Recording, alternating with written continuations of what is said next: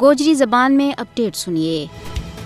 بھارت کے زیر تسلط جموں کشمیر میں حالات حد درجہ پریشان کن اور اضطراب انگیز ہیں۔ ایک پاس مذہبی، سیاسی اور سماجی رہنماؤں سمیت ہزاراں حریت پسند کارکنوں کی گرفتاری، عزت مآب مایاں بیڑاں کی ہرج عزت، املاک کی تباہی، معیشت کی زبوحالی اور دوجی بکھی بے گناہ نوجوانوں کو قتل عام بدستور جاری ہے۔ جنوبی کشمیر کا ضلع اسلام آباد میں گزشتہ 2 دنوں میں قابض بھارتی فوجیوں کے ہاتھوں 4 نوجوان شہید کیا گیا ہیں۔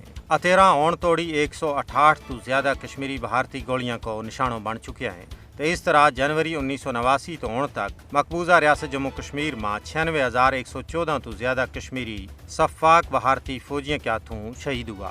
فسطائی مودی حکومت نے معصوم کشمیریوں کے خلاف ظلم و جبر کا تمام ریکارڈ توڑ چھوڑے ہیں۔ بھارتی جبر نے کشمیر نہ اس کا بسنیکاں واسطے ایک زندہ جہنم میں تبدیل کر دیتا ہے۔